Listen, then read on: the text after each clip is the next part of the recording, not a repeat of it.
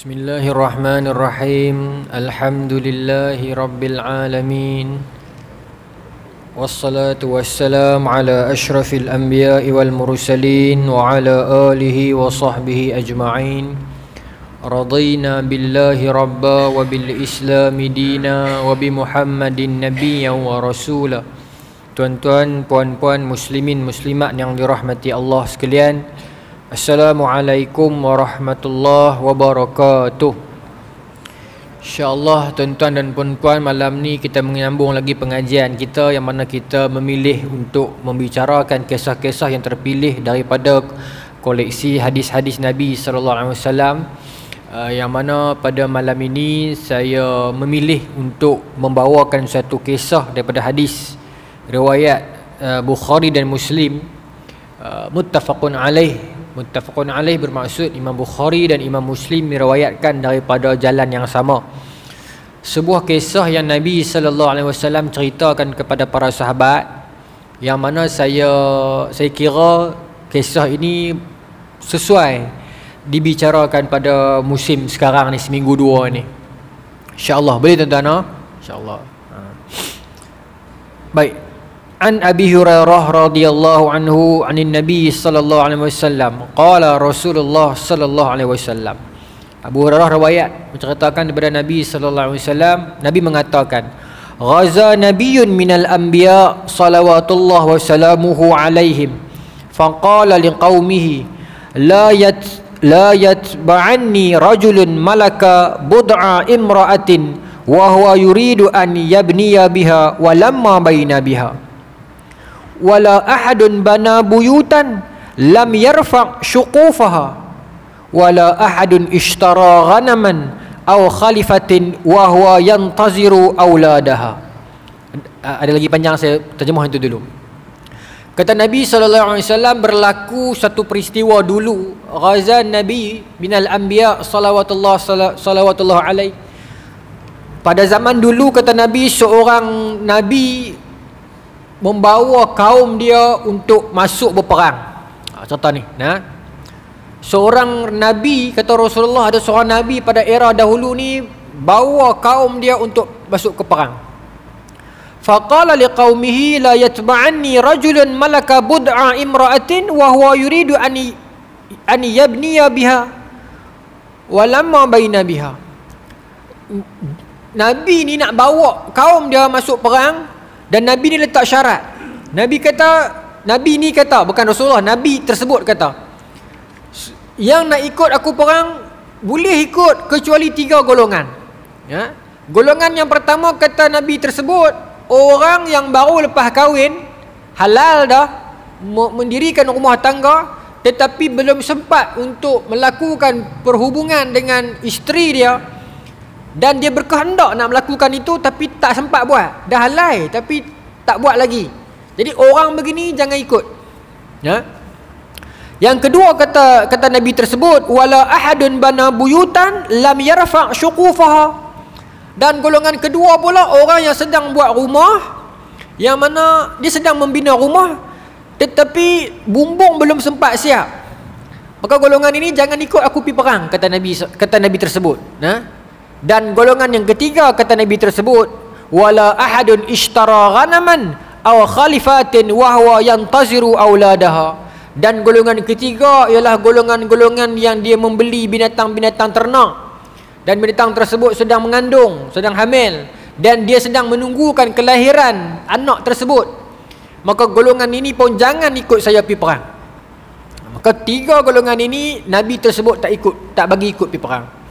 Baik. Siapakah Nabi yang dibicarakan dalam hadis ini? Nabi tersebut ialah Nabi Yusha' bin Nun. Nabi Yusha' bin Nun.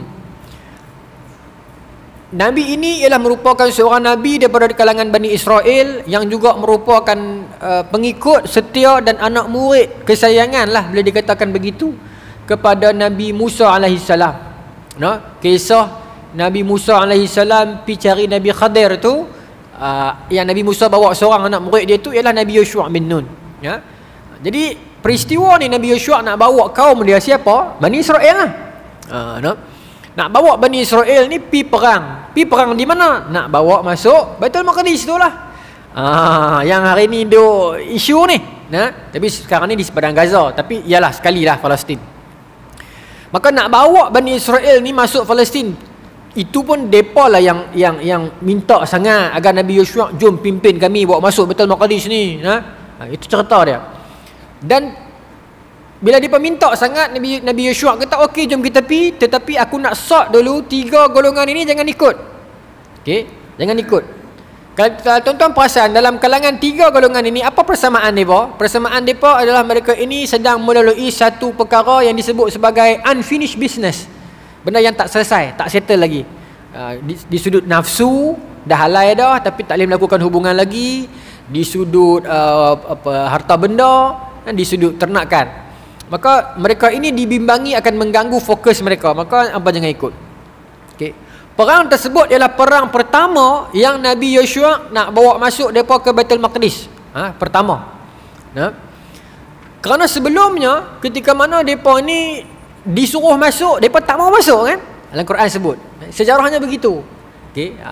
Sejarahnya tuan-tuan, Bani Israel ni sejarahnya asalnya ni Israel tu Nabi Yaqub lah. Anak-anaknya yang 12 orang itu Bani Israel yang asal itu. Kemudian mereka itu berkembang biak. Sebelum berkembang biak, mereka itu pindah ke Mesir pada zaman Nabi Yusuf. Ingat tak sejarah tu? Kemudian dia duduklah di Mesir ramai-ramai. Duduk di Mesir sampailah berganti zaman sampai ke zaman Nabi Musa alaihissalam. Mereka ini ditindah. Akhirnya Nabi Musa minta kepada Fir'aun, beritahu kepada Fir'aun dalam surah Syu'ara, Allah rakamkan Nabi Musa kata, an arsil ma'ana Bani Israel, aku nak bawa keluar bersama aku Bani Israel keluar daripada bumi Mesir ni. Ringkas cerita, berlaku macam-macam lah ujian kepada mereka ni. Kaum Qibti menekan mereka, akhirnya mereka berjaya keluar. Wa idh faraqna bikumul bahra fa anjaynakum. Ingatlah bagaimana Allah belahkan lautan dan Allah menyelamatkan kamu. Iaitu siapa? Bani Israel inilah. Allah selamatkan mereka. Laut Merah terbelah. In order for them keluar daripada Mesir menuju ke tanah yang dijanjikan untuk mereka, the promised land itulah. Okey, baik. Maka lintah. Tetapi perangai Bani Israel ini, wajawazna bi Bani Israel al-bahr, kata Allah. Sebaik sahaja Allah menyelamatkan mereka daripada lautan tadi itu, tuan-tuan, Allah belah lautan, bermaksud kehidupan di lautan itu terhenti sebentar. Bayangkan kalau ada ikan sedang berenang dengan markah dia, contohlah, lautan terbelah, sekok duduk belakang, sekok duduk depan. Tunggu Ustaz, Bani Israel lintah dulu. Maknanya kehidupan untuk lautan merah itu sebentar terhenti, terpisah sebentar, bagi mereka lalu dulu, cross dulu. Bayangkan begitu hebatnya Allah letak mereka ketika itu. Allah bantu mereka ketika itu. Allah selamatkan mereka ketika itu. Bila dah lintah lautan, kata Allah, wajawazna bi Bani Israel arbah fa'atau ila qaumin yaqufuna ala asnam. Al-Quran sebut. Bila elok mereka lintah keluar di belah sana, jalan nak menuju ke tanah yang dijanjikan itu, mereka lintas satu kampung yang sedang menyembah berhala. Dalam tafsir kata mereka melihat penduduk kampung tu sedang duduk bersimpuh menghadap berhala, sembah berhala. Mereka tengok perbuatan tersebut, mereka kata kepada Nabi Musa alaihissalam, ya Musa ij'al lana ilahan kama lahum aliha. Wahai Musa, buatlah kat kami satu Tuhan seperti mana Tuhan mereka ni. Kami nak sembah lagu tu juga. Tuan-tuan, ini bangsa Bani Israel. Tak usah duk cerita bab lain lah. Cerita hak ni saja cukup untuk kita geram kat mereka. Bagaimana Allah telah selamatkan mereka, bebaskan mereka, berikan mereka manna wa salwa, lindungi mereka dengan ghamam, beri mereka air, beri mereka kehidupan, beri mereka kemerdekaan. Once mereka bebas, terus minta nak sembah berhala. Tuan-tuan, Nabi Musa marah mereka. Kemudian tak apalah, sambung perjalanan lagi. Sampai nak masuk kepada tanah yang dijanjikan, yang kata Allah, kataballahu lakum, dijanjikan untuk kamu. Apa jawapan mereka kepada Nabi Musa? Fiha qaumun jabbarin. Wahai Musa, dalam kota tersebut, Baitul Maqdis itu ada kaum jabbar. Jabbar ni bermakna kahak, bermakna pongoh, bermakna kasak, bermakna cengeng, bermakna kuat. Dalam tu ada kaum jabbar. Lan nudkhilaha abada. Ada ayat yang lain. Kami tak akan masuk selama-lamanya negeri itu. Tuan-tuan, ini ayat mereka yang Allah rakamkan dalam Quran. Depa yang kata kami tak mau masuk selama-lamanya, lan nudkhilaha abada. Kami tak mau masuk selama-lamanya. Tak cukup dengan tu, depa kata pula kat Nabi Musa, idhhab anta wa rabbuk faqatila. Kalau nak masuk sangat, hang pilah dengan Tuhan hang. Hang dengan Tuhan hang pilah perang. Kami tunggu kat sini, kami tak mau masuk. Depa yang tak mau masuk tanah itu, yang hari ni tergih-gih masuk ni, dulu tak mau masuk. Tak mau masuk. Bila Nabi Musa yakinkan mereka, tak apa, kita pi dia masuk saja, kita akan menang. Dah, tak mau juga, takut. Kerana dalam jiwa mereka, mereka takut kepada kaum Jabbar itu. Kaum Jabbar itu siapa? Dalam tradisi Yunani lama, kaum Jabbar itu duduk dekat timur laut Mediterranean ni, senang habaq. Wilayah itu dalam versi Yunani lama dia kata wilayah Filistia. Bangsa Filistin, Filistia ni bangsa yang mendiami itu, ataupun disebut sebagai Kanaan, Filistia. Dan pada era kurun ke-7 Masihi, puak ini berasimilasi dengan Islam dan Arab dan memeluk Islam, yang mana hari ini kita kenal sebagai orang Palestin itulah. Memang dalam jiwa mereka dah ada satu jati Jabbar, kuat, gahang, bengih, cengih dan tak pernah kenal putus asa. Dan kaum itulah yang ditakuti oleh Bani Israel, dan kaum itulah yang sedang diperangi oleh Bani Israel ni sekarang. Kita akan sampai yang tu lagi. Dia pun tak mau masuk. Lepas tu berlakulah mereka ini, buatlah segala melanggar undang-undang, lawan syariat dan bukan lawan syariat, buat benda-benda yang tidak bermoral. Akhirnya Allah panggil Nabi Musa untuk nak bagikan kepada Nabi Musa syariat. Dalam pahaman mereka yang sebut the Ten Commandment itu, dalam surah Baqarah juga sebut, Allah panggil Nabi Musa pi nak bagi syariat. Ketika mana Nabi Musa meninggalkan mereka, ketika panggilan itu 30 hari, kemudian ditambah jadi 10 hari, jadi 40 hari. Ringkasan cerita, sepanjang peninggalan Nabi Musa itu mereka tunggu, bukan suruh buat apa pun tunggu, tapi mereka mula menyembah berhala. Sembah berhala. Sembah berhala pula. Berhala yang Samiri buat. Jadi bila Nabi Musa balik, Nabi Musa hukum Samiri, dan kemudian hukuman untuk mereka itu, mereka tak boleh masuk dah tanah itu, kerana mereka sembah berhala. Dan batch tersebut tak boleh masuk dah tanah itu. Sebab tu bila Nabi Yeshua berjaya bawa yang geng Bani Israel ni masuk, geng ini dalam tafsir kata tidak ada batch yang sembah berhala tu. Maknanya geng ini ialah geng anak cucu dah. Saki-baki yang sempat sembah berhala tu takkan berjaya masuk Baitul Maqdis. Maka lapis tu mati dah. Peristiwa ni berlaku selepas kewafatan Nabi Musa. Nabi Harun perintah kewafatan Nabi Harun, zaman Nabi Yeshua ni, hadis ni. Okey. Jadi dia minta lah nak masuk, tanah tak ada minta nak masuk. Maka Nabi Yeshua kata okeylah, jom, tapi syarat dia macam ni, sekian jangan ikut. Baik. Sambung Faghaza fadana minal qaryati salatal asri aw qariban min dhalik. Depa pun pergi perang. Lawanlah perang ni sampailah waktu asar, nak dekat-dekat habis dah, ataupun di hujung-hujung dah. Perang tersebut berlaku hari Jumaat. Hari Sabtu depa tak boleh perang, haram. Maka kalau habis asar masuk maghrib, bermaksud masuklah hari Sabtu, maka mereka tak boleh perang. Masalahnya, masa tengah perang tu, mereka tengah leading. Mereka tengah leading. Tak macam semalam. Semalam kita kena 2-0. Ini dah. Ini mereka tengah leading. Leading tuan-tuan, nak menang lah. Tapi katakanlah kalau kata berhenti perang ni, alah, habis ya. Maka tapi matahari duk turun. Matahari turun masuk Sabtu, kena jatuh senjata. Maka Nabi Yeshua kalih belah matahari. Faqala li syams innaka ma'murah wa ana ma'murun. Nabi Yeshua kalih belah matahari dan mengatakan, wahai matahari, hang juga diperintahkan Allah, aku juga diperintahkan Allah. Dalam tafsir yang lain mengatakan, dalam syarah hadis yang lain mengatakan anta maskhurah wa ana maskhurun. Hang juga ditundukkan Allah, sakhara kan? Aku juga ditundukkan Allah. You have your job, I had my job. Hang ada tugas hang sebagai hamba Allah, aku hormat. Aku pun ada tugas aku sebagai hamba Allah. Kalau hang menuruti jalan sunnatullah, hang kena naik dan turun. Aku juga menuruti jalan sunnatullah, berjuang di jalan Allah. Nabi Yeshua kata kepada matahari, Kemudian Nabi Yusha kalih dan angkat tangan mengatakan, Allahumma hasibha alaina, ya Allah tahanlah dia untuk kami ya Allah. Fahusibat hatta fatahallahu alaih, maka Allah tahan matahari tersebut, berhenti jangan turun lagi, sehingga akan futihat alaih, sehingga akan diberikan kemenangan kepada mereka. Masa terhenti, tidak berlaku maghrib lagi, in order for tentera Israel itu, tentera Bani Israel itu berjuang dan menang. Matahari yang secara fitrahnya akan turun pada sekian-sekian waktu, Allah tahan sebentar agar memberi kemenangan dahulu kepada puak-puak ni masuk, dan mereka berjaya menang peperangan tersebut. Tuan, menang. Oi, tahan matahari ni cerita betul ke? Ini Sahih Bukhari.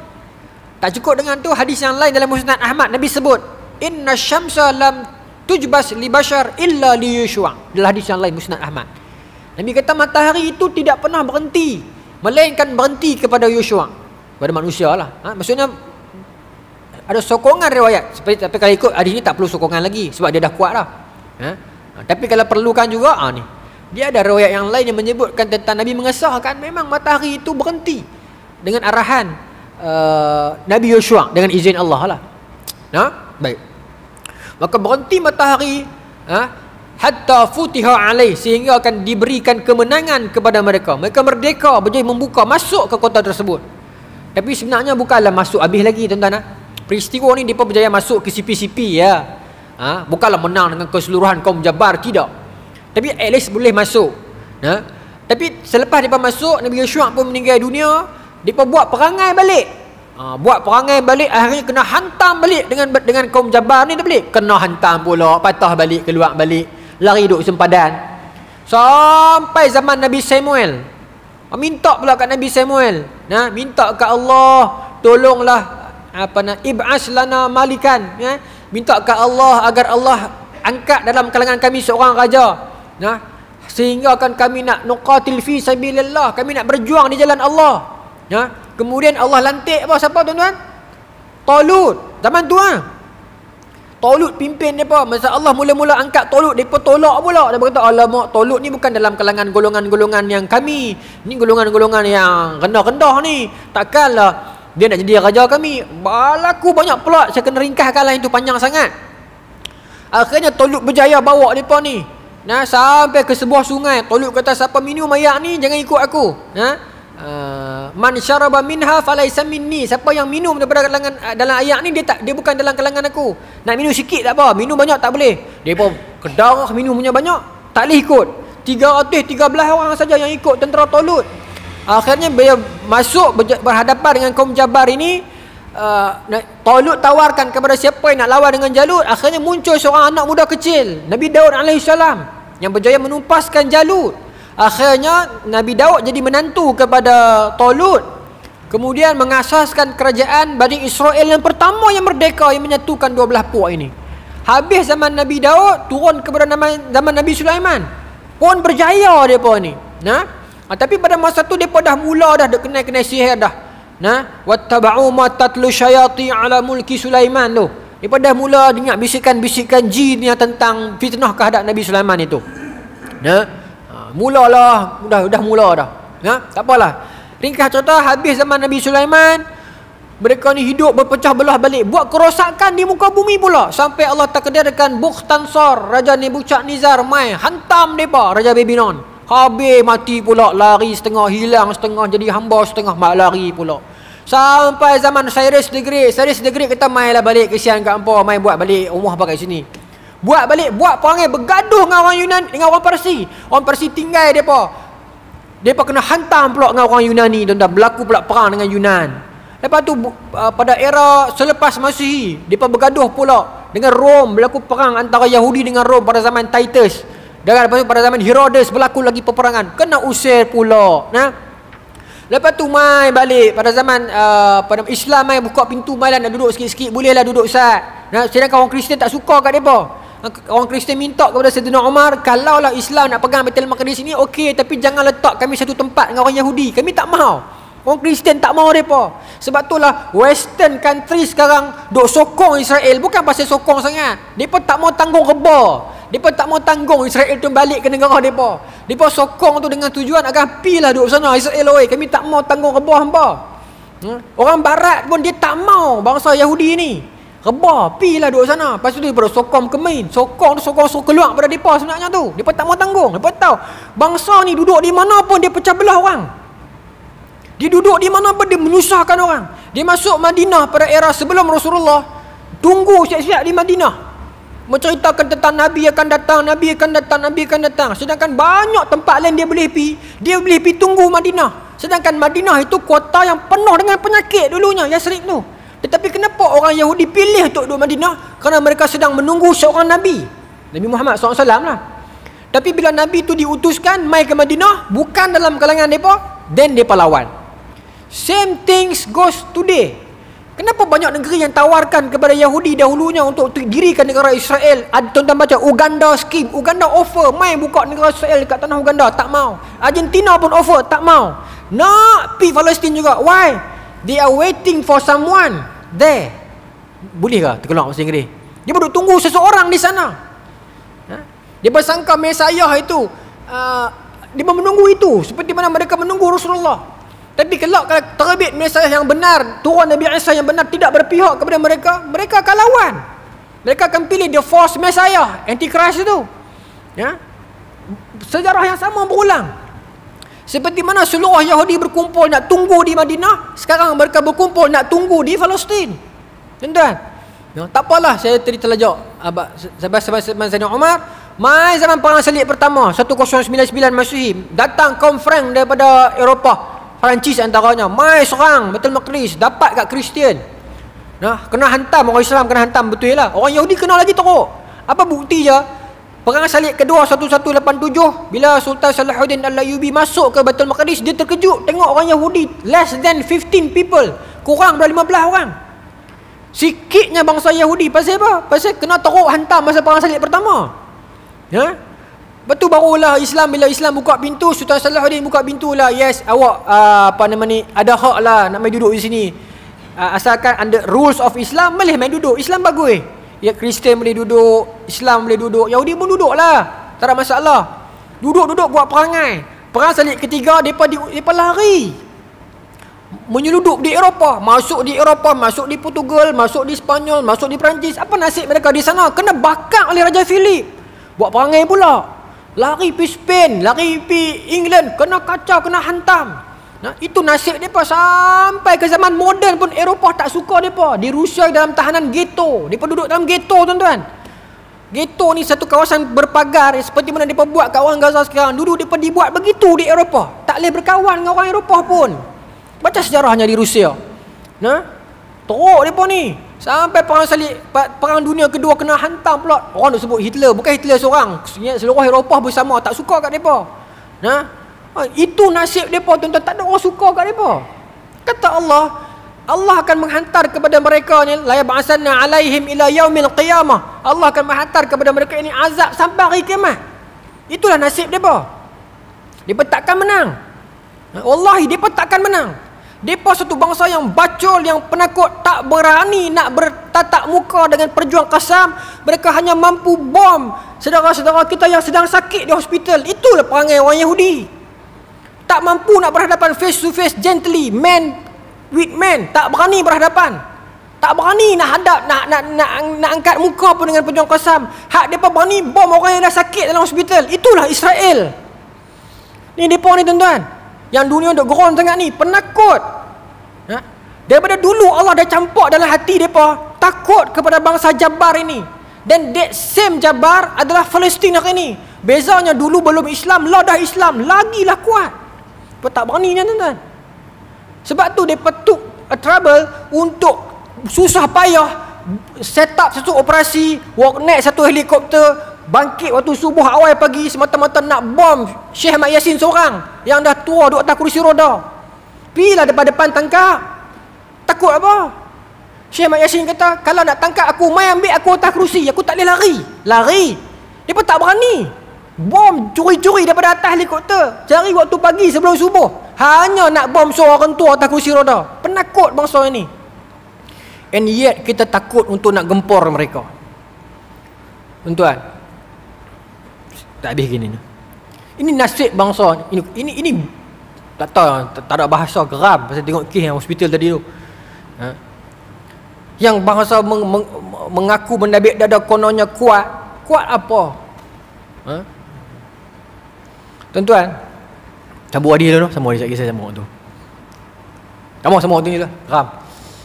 Maka tuan-tuan, bangsa ni habis pada tu depa buatlah macam-macam lah plan. Sebenarnya plan depa ni untuk nak masuk Palestin ni bermula lama dah.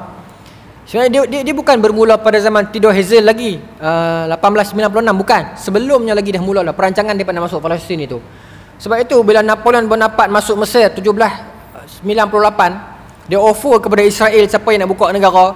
Kalau you nak buka negara Israel, boleh buka tetapi di bawah kedaulatan Perancis. So depa tak suka dengan benda tu. Then berlaku plot untuk menjatuhkan Napoleon Bonaparte. Berlakulah perang Waterloo 1815. Duke of Wellington masa tu kan, jatuhlah Napoleon. Depa dapat sahabat yang baru, British. Maka British yang mula menjalankan kerja-kerja bagi pihak depa. Sampailah 1896. Cerita yang sangat panjang sampai 1917 berlaku Balfour. Cerita tu panjang, saya ringkas sebenarnya. Lepas depa buat persidangan 1897, depa jumpa dengan Sultan Abdul Hamid kedua. Sultan Abdul Hamid kedua tak mau bagi tanah Palestin. Maka apa depa buat? Depa pergi rasuah para pegawai immigration Uthmaniyah dekat Palestin. Maka mereka berjaya masuk dah tanah Palestin sikit. Jadi depa tahu selagi mana ada Sultan Abdul Hamid kedua di situ, selagi itu depa tak akan berjaya masuk Palestin. Maka plot dirancang untuk menggulingkan dia. Baca sejarah tuan-tuan. Profesor Najmuddin Erbakan, bekas pemimpin Turki dulu, mengatakan memang Freemason di Salonika terlibat dengan, termasuk dengan Angkatan Muda Turki lah, terlibat untuk penggulingan Sultan Abdul Hamid kedua. Berlaku digulingkan Sultan Abdul Hamid kedua. Kemudian Uthmaniyah jatuh selepas Perang Dunia Pertama 1924. Masa itu tuan-tuan, depa dah masuk dah. 19 depa cucuk orang Arab pada 1916. 1916 berlaku revolusi Arab agar orang Arab bangkit lawan Turki. Sebab mereka tahu mereka tak mampu lawan Turki, mereka tak mampu lawan Uthmaniyah seorang. Maka mereka minta agar orang Islam lawan Uthmaniyah. Hari ini mereka tahu mereka tak mampu nak menangkis media Islam. Walaupun mereka ada media, kontrol media dunia, tapi media alternatif ni seluruhnya pakat menyokong Islam. Hatta orang Barat, hatta orang Kristian, hatta orang-orang Eropah yang menilai kemanusiaan, mereka pun faham kesusahan orang Palestin. Pokok ni masuk, cuba kacau kok media ni. Maka tercetuslah pergaduhan lah. Mai 3-4, aku nak keluar perkataan, mai 3-4 orang ustaz ke tak ustaz tak tahu. Oh, Hamas ni mai daripada Syiah. Ni kemarin keluar pula ustaz Indonesia seorang, oh Hamas ni buatan maki cuma Hamas ni buat pada Yahudi up. Tapi ustaz tu bermaki dalam video tu. Dia kata tolol, dia kata kan, orang Islam tolol. Tolonglah faham, dia kata Hamas tu buatan Israel. Kepala otak apa ni? Tengah-tengah benda ni hampa nak cakap benda macam ni, buktikan dengan fakta dan hujah. Mai mana Hamas buatan Yahudi yang syahid berapa ramai tu? Syekh Ahmad Yasin kena bom daripada atas. Yahudi ke orang tua tu? Bukan tuan-tuan geram kat video tu. Syekh Salah Sa'adah kena bom 2002. Dr. Abdul Aziz Rantisi kena bom 2004. Yahya Ayyash kena bom apa? Bom telefon bimbit 1996. Berapa ramai yang meninggal dunia, yang mati? Yahudi ke? Apa ni zaman law ni? Yang cakap tu pakai kepiah, tu baca pula komen, terima kasih ustaz atas pencerahan. Aku geram sungguh-sungguh tengok muka Malaysia lah. Tapi geram orang Malaysia komen tu. Terima kasih ustaz atas pencerahan. Rakyat Malaysia patut dengar ini. Amboi. Cuba buktikan satu poin saja. Dia kata apa alasan Hamas itu Yahudi? Sebab Hamas tak pernah kalah. Itu ya. Sebab apa? Ingat Israel tak mampu kan nak bunuh Hamas. Tapi kenapa sampai sekarang Hamas belum jatuh? Kerana Hamas itu Yahudi pak. Dia kata, kalau tak mampu bercakap benar, jangan cakap fitnah. Sakit hati orang Islam baca, sakit hati kita tengok. Dalam celahan ini ada 2-3 orang pendakwah yang lain mengatakan, itulah patutnya tak payah serang Israel, patutnya duduk tang tu, patutnya hijrah. Ini bukan cerita zaman dulu. La fiqhun nusur wa fiqhur waqi'. Dulu boleh pada zaman Rasulullah SAW, belum ada satu sempadan nation state, belum ada satu immigration, belum ada satu sempadan negara geopolitik dan sebagainya. Boleh. Lah nak pindah nak pergi mana? Nak tinggal Madinah Rasulullah tu biar kosong, biar orang Yahudi duduk. Apa punya pemikiran ni? Tak boleh cakap lah kalau tak. Astaghfirullahalazim. Allahumma shalli ala sayyidina Muhammad. Geram. Jadi bergaduh habis orang Islam dalam ini. Patut kita kena bersatu hati, sokong, doa, hantar bantuan, sokong. Ni duk berada, tuan-tuan jangan tertipu dengan Hamas. Hamas itu Syiah. Tuan-tuan jangan tertipu dengan Hamas. Hamas tu Yahudi. La hawla wala quwwata illa billah. Gamak sampai tera-tera tu. Punya nak like, punya nak view, sampai tera tu gamak. No? Tuan-tuan. Tak tahu. Geram bahasa orang komen tu. Terima kasih atas pencerahan. Inilah rakyat Malaysia kena sedar penipuan Hamas. Dia mengatakan Hamas kaya raya, hidup di luar negara, sedangkan orang Palestin kena siksa. Siapa nak bawa keluar suara mereka dekat dunia luar kalau mereka ni tak pergi luar?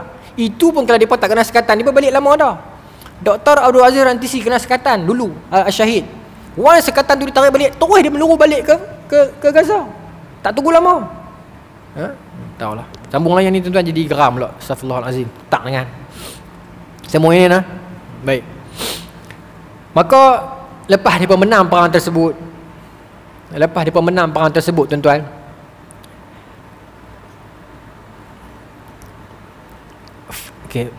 menang perang tersebut, fajama'a al-ghanaim, depa kumpul semua harta-harta rampasan perang. Saya tak bantai bawah tak apa nah.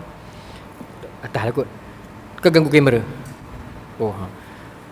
Fajama'a al-ghanaim, mereka mengumpulkan harta-harta rampasan perang. Itu zaman dulu punya syariat nah. Syariat zaman dulu, harta rampasan perang tak boleh ambil. Kita boleh. Dalam hadis yang lain Nabi kata ada 5 benda yang tidak diberikan kepada Nabi terdahulu yang Allah bagikan kepada umat aku dan aku, iaitu antaranya harta rampasan perang lah. Kita boleh ambil. Ghanimah, al-anfal itu boleh ambil. Tapi zaman dulu tak boleh. Jadi fajama' al-ghanaim, ghanaim tu ghanimah itulah jamak. Habis perang dia berkumpul semua harta rampasan perang tak di setempat. Faja'at ya'ni nar litakulaha, maka datanglah api untuk makan harta rampasan perang tu. Itu syariat zaman dulu. Bila api itu makan harta rampasan perang, bermaksud perang mereka itu, jihad mereka itu diterima oleh Allah. Itu tak pelik dalam sejarah kita pun. Al-Quran juga sebut kisah tentang Habil dengan Qabil kan. Bila mana mereka bergaduh, maka mereka dua orang kena infak sesuatu, korban sesuatu. Dan bila letak korban di situ, akan datang api untuk makan korban mereka tu. Api yang makan korban siapa, itulah yang Allah pilih kan. Sama lah. So same thing lah. Jadi mereka kena kumpul semua harta rampasan perang tu, letak di situ, api akan main makan. Kalau api main makan, bermaksud jihad mereka Allah terima. Kalau tak makan, something wrong somewhere. Okay, maka faja'at ya'ni nar, maka datanglah api tersebut litakulaha, yang datang untuk nak makan harta rampasan perang itu. Falam tat'amha, tetapi api itu stop, tak makan harta rampasan perang tu. Apa maknanya? Something wrong somewhere. Tuan-tuan, saya ulang sekali lagi disclaimer, yang masuk perang ni adalah the best Bani Israel on that moment lah. Ini the best. Yang Nabi Yoshua dah tapih dah. Yang penyamun jangan ikut, yang jahat jangan ikut, yang kira bini dia jangan ikut, yang kira rumah dia saja jangan ikut, yang kira kereta saja jangan ikut. Ni yang the best dah. Itu pun lepas perang ada masalah juga. Api tak makan, bermaksud Allah tak terima, bermaksud ada sesuatu ni. Ya. Maka kata Nabi Yoshua, inna fikum ghulula, dalam kalangan kamu ada ghulul. Ghulul ni bermakna khianah, wasariq, orang yang kenat dan penyamun. Maka kata Nabi Yoshua, dalam kalangan kamu ni ada penyamun. Pasal tu api tak makan. Dia berkata, mana ada apa ini? Ini kehakiman daripada Allah. Nabi Yusuf kata ada. Tak ada, mana ada, takkan kami nak curi? Maka Nabi Yusuf kata lagu ni, fal yubayani min kulli qabilatin rajulun. Lalu ni semua berimpun, setiap kabilah ketua duduk depan. Aku akan salam setiap seorang, kata Nabi Yusuf. Falazqad yadu rajulin biyadi faqala fikumul ghulul. Aku salam seorang-seorang, siapa yang tangan dia lekat dengan aku, bermakna kabilah dia ada penyamun. Ini bukan cerita mastika, ini hadis sahih. Ya, Nabi Yusha pun salam. Mai satu kabilah ni salam dengan ketua dia, tangan lekat. Maka kata Nabi Yusha, dalam grup hang kabilah hang ada pencuri. Ni hak terbaik dah ni. Curi lagi. Betul? Curi lagi hak baik dah ni. Ha? Hanya kena penyamun sekok dua ni, habis satu batalion tak diterima amalan. Pasal tu kita dengan kawan dengan mencuri. Habis rosak kita punya geng. Ha? Baik. Sambung lah, sikit lagi. Maka kata Nabi Yosua, dalam kalangan kamu ni ada pencuri kabilah hang. Dia kata tak ada. Tak apa lah ni baris semua kabilah hang seorang, aku nak salam setiap seorang. Okey. Fal yubayyi'ni qabilatuka falaziqat yadu rajulain aw salasati biyadihi. Maka salam pula dengan kabilah tu saja. Sangkut 2 atau 3 orang, kata Nabi SAW. Salam dengan Nabi Yosua, sangkut 2 atau 3 orang sangkut. Maka kata Nabi Yosua, hampa 3 orang lah penyamun tu. Wah keluar, barang apa yang hampa curi? Dok, tak ada curi pun. Wah keluar. Ini kehakiman daripada Allah, hampa nak tipu apa? Wah keluar sudah. Maka mereka tak ada cara lah nak pusing. Faja'u bi ra'sin misli ra'sin baqaratin minaz zahab. Tuan-tuan tahu dia curi apa? Dia curi kepala lembu. Satu bentuk kepala lembu yang dia buat daripada emas. Bukanlah lembu hidup tu, tapi patung kepala lembu yang buat daripada emas. Oh, Yahudi dengan emas ni tuan-tuan, habis meta. Kita baca sejarah executive order, macam mana mereka curi emas dunia. Mereka ada emas, kita ada kertas. Mereka dengan emas ni habis meta lah. Dulu yang Firaun ligan mereka pun, antara sebabnya mereka curi emas je. Satu sebab geram kat mereka lah ligan. Yang kedua geram pasal mereka curi emas. Mereka curi emas, bos mereka Qibti ni besar, mereka curi sama. Nak keluar dengan Nabi Musa tu, sengat-sengat mereka curi bola lembek. Itu yang Firaun ligan geram. Emas dia kena curi. Apa dalil saya? Dalil saya, lepas Nabi Musa naik pergi Bukit Tursina tu, kan Samiri buat berhala. Buat daripada apa? Buat daripada emas yang mereka curi tu. Ya? Oh, mereka dengan curi emas ni tuan-tuan. Orang Yahudi ni. Ya? Baik. Maka mereka bagilah kat Nabi Yosua ni dia kepala lembu emas hak mereka curi. Ya? Hak tak mengaku tadi tu. Fa wada'aha, maka Nabi Yosua pun letaklah kepala tu dekat situ. Maka faja'atin nar fa akalatha, maka datanglah api tadi tu dan makan emas tersebut. Maka barulah dia terima amalan depa tu, jihad depa tadi tu. Itu cerita dia. Maka kata Nabi, falam tahillal ghanaim li ahadin qablana. Sebenarnya Nabi kita sebelum zaman kita ni, umat terdahulu tak boleh makan harta rampasan perang. Summa ahallallahu lana al-ghanaim. Tetapi pada zaman kita Rasulullah SAW, kita boleh makan. Allah halalkan kepada kita. Memang tuan-tuan, banyak syariat zaman dulu yang dipermudahkan untuk kita. Yang kita doa, Rabbana la tahmil alaina isran kama hamaltahu alal ladzina min qablina. Ya Allah, janganlah engkau timpakan kepada kami satu bebanan syariat seperti mana engkau timpakan kepada umat sebelum kami. Maka Allah sambut. Allah yang ajak kita doa tu, Allah juga yang sambut. Maka diangkat kepada kita syariat yang berat-berat. Kita dipermudahkan, banyak dipermudahkan. Dulu kalau buat dosa besar, nak minta ampun kepada Allah, nak taubat, faqtulu anfusakum, bunuh diri. Lah tak perlu. Lah bangun tengah malam, istighfar pada Allah, doa, solat taubat, niat sungguh-sungguh, maka Allah ampun. Banyak tuan-tuan yang Allah permudahkan.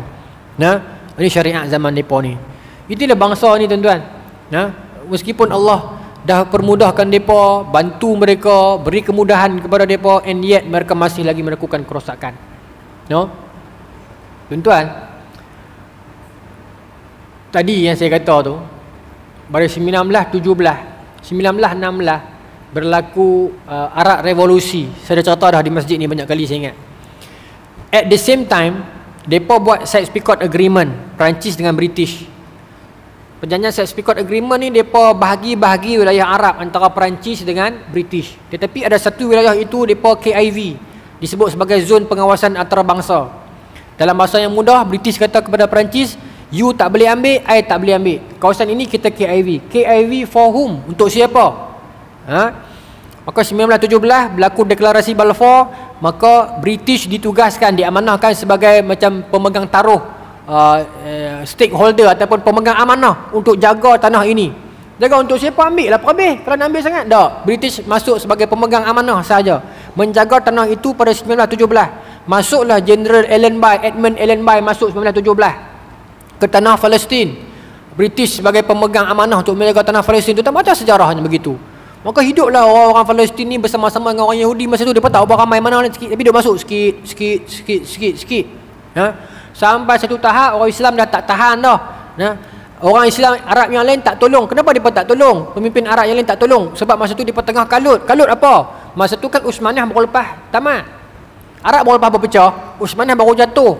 Utsmaniyah jatuh 24, maka Turki mula membentuk Turki baru tahun 24. Iran baru dapat revolusi Iran 24, iaitu Reza Pahlavi menggulingkan Raja Qajar tahun 25. Saudi kelompok Abdul Aziz Saud Wahabi, gerakan Wahabi membentuk Saudi merdeka tahun 32. Semua baru sedang membentuk masing-masing. Sharif Hussein anak-anak dia dapat apa? Jordan dengan Iraq. Semua baru duk dapat roba ni. Maka baru duk kalut, baru duk pening kepala. Khilafah baru jatuh. Kita nak bangkit dengan model apa? Nak ikut demokrasi ke? Nak ikut republik macam Atatürk ke? Nak ikut monarki macam Reza Pahlavi ke? Nak ikut diktator macam Amanullah Khan ke? Nak ikut siapa? Masa tu tengah duk kalut. Masa tu lah orang Palestin tak ada siapa nak dengar mereka. Maka mereka bangkit berjuang alone, sendirian. 1936 berlaku Saurah yang pertama, kebangkitan yang pertama tuan-tuan. Bangkit orang Islam Palestin alone, without any help of other Muslim. So kalau sekarang kita tak pergi tolong pun, bukan saya nak kata jangan tolong, tapi nak abang mereka boleh survive dengan janji Allah, dengan izin Allah, dengan bantuan daripada Allah. Mereka boleh menangnya. Tapi kita tolong Tapi sejarah membuktikan mereka can survive alone. Dengan talah tafsir saya punya ceramah orang maksud saya jangan pergi berak. Tak, maksud saya nah abang kata nak abang macam mana? Depa boleh sebenarnya, tapi bukan bermaksud jangan tolong. Tolonglah, kita kena tolong orang Islam. 1936 mereka berjaya mengusir Yahudi, hampir sebahagiannya lari, ambil kapal nak balik ke Eropah. Tapi Eropah tak mau terima mereka. 1936 revolusi itu dicetuskan oleh siapa? Seorang lelaki yang disebut dengan namanya Izzuddin Al-Qassam, yang hari ini diperbuah nama sebenar beliau untuk buat Brigade Al-Qassam tu, nama General Izzuddin Al-Qassam. Dialah yang pimpin kebangkitan tahun 36. Berjaya lah tuan-tuan, berjaya sampai dah setengah pekat lari naik kapal balik habis dah. Eropah tak mau sambut di sana. Apa berlaku? British buat keluar satu arahan tahun 37, hadkan orang Yahudi jangan masuk ramai-ramai. Kononnya nak jaga hati orang Islam Palestin, takut. Tetapi tak lama tahun 39 dia koyak satu dunia agar perang dunia yang kedua. 39 maka segala undang-undang, segala dikri itu terhapus, masuk pula pokok ni. Sampai tahun 47 bila PBB dibuat, berlaku resolusi 181, maka akhirnya pengisytiharan British keluar daripada Palestin. Maka masa British nak keluar tahun 47 dan masa Yahudi nak masuk tahun 48 secara rasmi, ada berlaku satu lompang fasa dekat setahun. Masa itulah kebangkitan Islam cukup dahsyat. Mujahidin yang tak mau tunggu dah kerajaan mereka lambat, mereka turun sendiri. Gelombang kebangkitan pahlawan Islam datang daripada Libya, Syria, Lebanon, Jordan, Saudi, Yaman, Mesir. Datang gerombolan tuan-tuan, dipimpin oleh adik kepada Imam Masjid Al-Aqsa, General Qadir Husaini, adik kepada Imam Amir Husaini, pimpin. Datang pula ALA, Arabic Legion Army, pimpinan General Fauzi Qauji daripada Lebanon datang. Gempur militan Yahudi ni tuan-tuan sampai berterabak ni apa. Masa tu militan Yahudi ada beberapa tim yang berpecah, Haganah, Irgun, Lehi, Palmash, ada saya tak hafal lagi banyak nama. Berpecah depa sebab apa? Sebab militan Yahudi masa tu depa mai. Kenapa depa mai? Depa mai dengan tujuan nak duduk Palestin dan depa nak jadi Perdana Menteri. So sama-sama depa berpecah, fight. Masa depa tengah fight berpecah itulah kesempatan diambil oleh General Qadir Husaini dan Fauzi Qauji serang. Sama macam hari ni tuan-tuan. Sekarang Parlimen Israel tengah bergoyah. Itu jawapan dia. Israel sekarang tengah goyah. Parlimen Amerika pun Kongres sampai kalau tak lulus-lulus ke tak dapat lagi speaker. Goyah. Itu kesempatan yang dicuri oleh kita. Itu jawapan dia. Dan kita punya mengusir mereka tuan-tuan. Bergaduh sama-sama mereka ni. Masa tu pula ada 2 orang tentera British, bekas tentera British yang tak ikut tentera balik ke England. Mereka stay di Palestin untuk sokong Palestin. Tuan baca sejarahnya. Madison dengan Paul Madison dengan Eddie Brown. Eric Brown ke Eddie Brown. Yang saya sebut ni bukan ungkapan kosong, bukan tulisan-tulisan blog, bukan tulisan-tulisan yang media sosial. Tidak. Tuan cari dalam research journal. Ini yang saya sebut ni, saya keluar daripada Leeds University punya kajian tentang tentera British yang tak balik, yang stay di Palestin untuk sokong Palestin.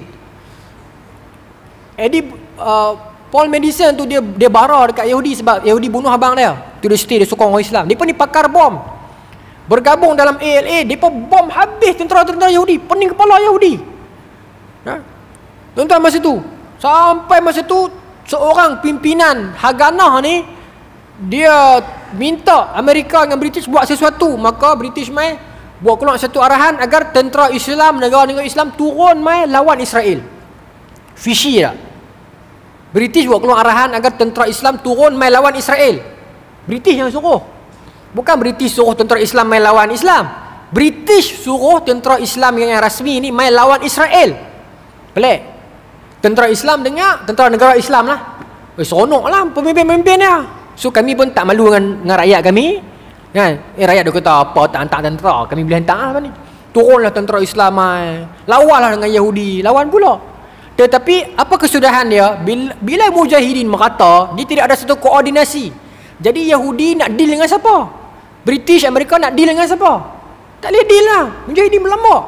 Tapi bila mai sebuah pakatan negara Islam, tentera-tentera yang bergaji ni datang, maka mudah untuk mereka deal. Maka diumumkan gencatan senjata. Yang pertama, bulan Januari bulan 9 kot, tapi tahun 48. Tak, bukan. Januari 48 tu gencatan yang pertama. Maksudnya tak nak kebah lagi. Mereka pun setuju. Bila setuju, geng-geng mujahidin terkejut. Alamak, macam mana ni? Ya? Maka kena stop saat perang. Hormat orang Islam, memang hormat gencatan senjata. Tapi dalam tempoh gencatan itu, mereka pakat. Terbentuklah IDF. Masa tu David Ben Gurion ni yang pakat satukan semua militan-militan Yahudi ni, membentuk IDF. Lawan pula.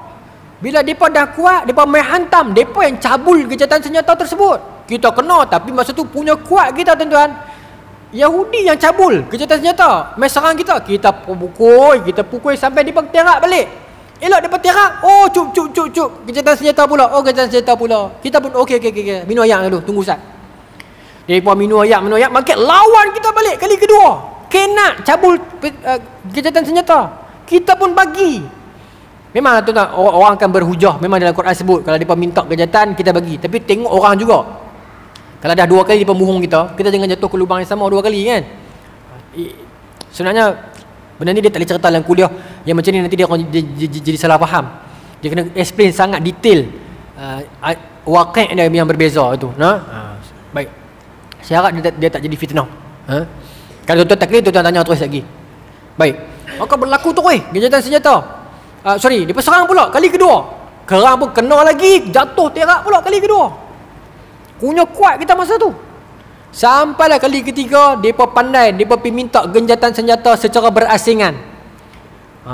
Mereka pergi jumpa Mesir dulu. Maka Mesir sign. Maka tentera Mesir balik, tinggalkan Palestin.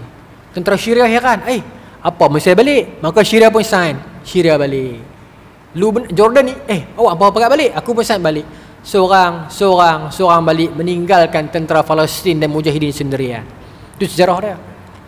Dan maka tapi tidaklah negara Arab meninggalkan Palestin. Tak adil kalau kita mengatakan Arab tak berjuang. Arab berperang 48, 56 perang Suez, terlibat juga 67, 73 Yom Kippur. Nak dikatakan mereka tak berjuang pun tak baik juga. Mereka berjuang. Cuma ialah, saya ingat pada masa sekarang ni kita janganlah bersangka-sangka dengan orang. Jangan kita mengatakan Arab tak buat apa, Malaysia tak buat apa. Masing-masing buat peranan. Kita pun buat peranan. Kita berdoa lah tuan-tuan, ya. Jangan turunkan tangan kita berdoa selagi tidak turunnya bendera Israel di tanah Palestin, ya. Jangan hentikan doa kita selagi tak berhenti darah yang mengalir di tanah Palestin itu, tuan-tuan. Kemudian krisis itu panjang. 8.5 dah. Saya nak tutup kat, saya nak landing, saya nak pergi soft landing ni. Perjuangan era awal, bila semua pekat tinggal, maka dibentuklah Fatah. Fatah dibentuk. Maka Fatah lawan. Fatah juga angkat senjata lawan. Seraya Al-Quds dan apa nama ni, Jemaah Islami dan sebagainya lawan PLO. Cuma mereka terpaksa bila berlaku peperangan, mereka berlindung di sana, lari ke Jordan, berlaku konflik dengan Raja Hussein. Sampai tahun 75 pasca perang Arab Israel yang Yom Kippur tu, mereka berselindung dekat selatan Lubnan. Selatan Lubnan masa tu adalah satu kaum minoriti Syiah. Masa tu pimpinan Syekh Subhi Tufaili. Mereka pun terkejut, main mana mereka ni orang Islam Palestin mai. Nak sokong pun sunnah, tak sokong pun Islam, serba salah. Mereka pun orang kampung je di selatan Lubnan tu, tak ada kekuatan pun. Tapi pada masa yang sama, Lubnan masa tu mereka ada LNF, Lebanon National Front, pimpinan orang Kristian, Bashar Gemayel, LNF pimpinan Bashar Gemayel, dan juga ada dia panggil Al-Hattaib, satu tentera orang Islam pula, pimpinan Sa'an Haddad. Ini semua geng-geng yang berjuang untuk Israel dengan Israel, dengan geng-geng Kristian di Lubnan, hantam. Maka dalam masa yang sama, tuan-tuan, dalam tahun-tahun tersebut berlaku revolusi di Iran tahun 79. Maka Syekh Subhi Tufaili lari pergi Iran, minta pendapat, minta bantuan dan sebagainya. Dapat bantuan senjata, dia gempur balik dalam Litani Operation. Berlaku perang tahun 82, 83. Dia main krisis Sabra Syatira, panjang lah contoh tu, tuan-tuan. Akhirnya adalah kesepakatan yang pertama.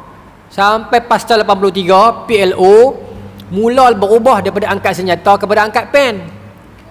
Tapi masih lagi lawan, tapi angkat pen. Makin diplomasi. Hizbullah tinggallah di Lebanon itu, dan dia menang dalam perangan Israel tahun 2000, tahun 2005 dia menang. Tapi itu contoh yang moden lah. Maka PLO makin slow. Sampai rakyat tak tahan. Tahun 87 bangkit intifada yang pertama.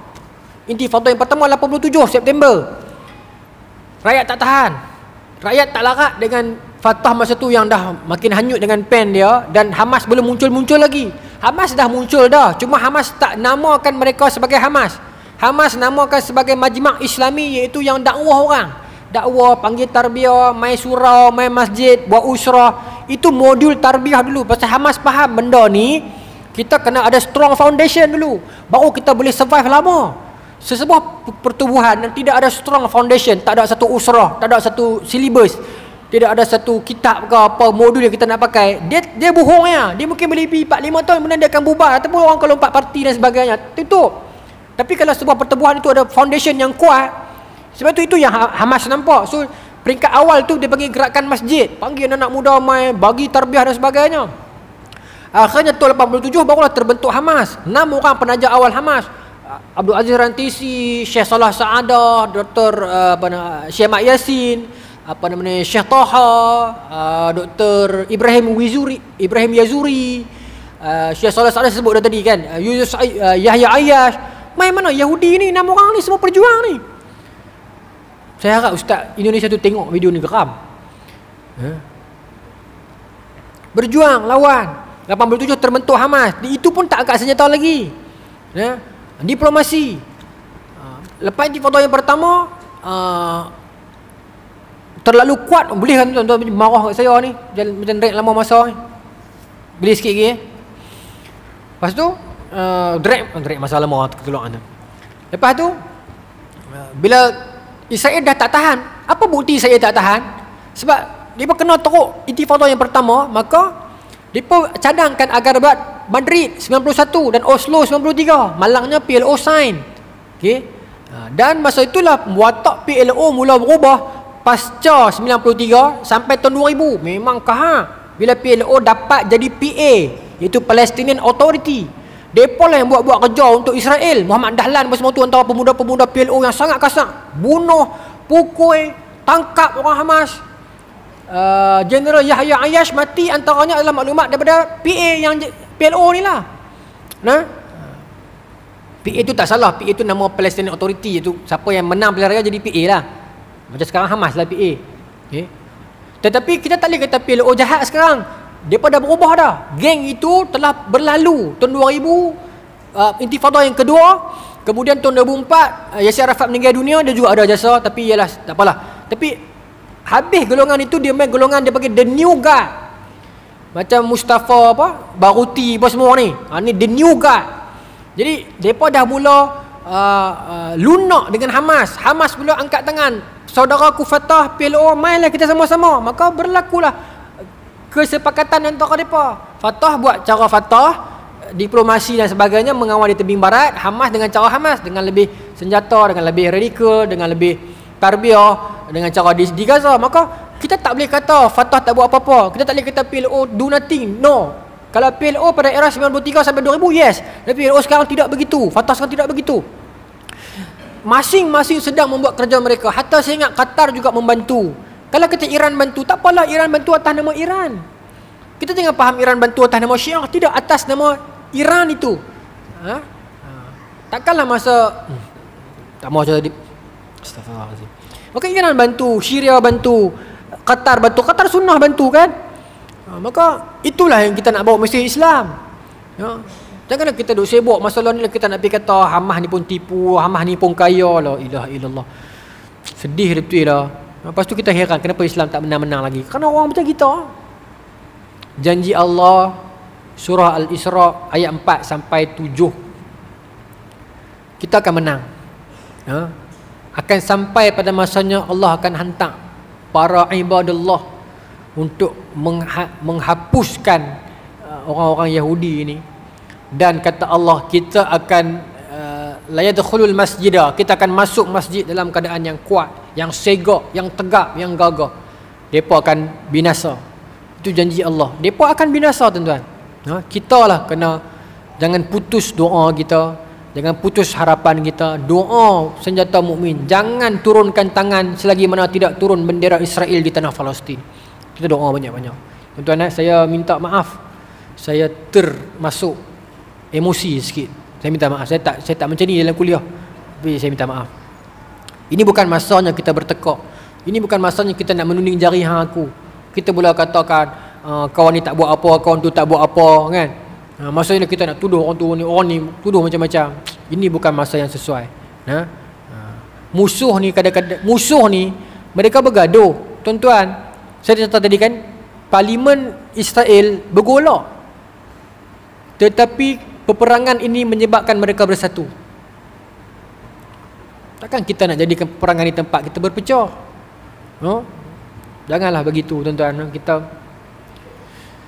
Kita bersatu, kita akan kuat. Ada apa dah persoalan tuan-tuan? Aku tergantung. Saya rasa tak sonok ni bila saya terlepas emosi tadi tu.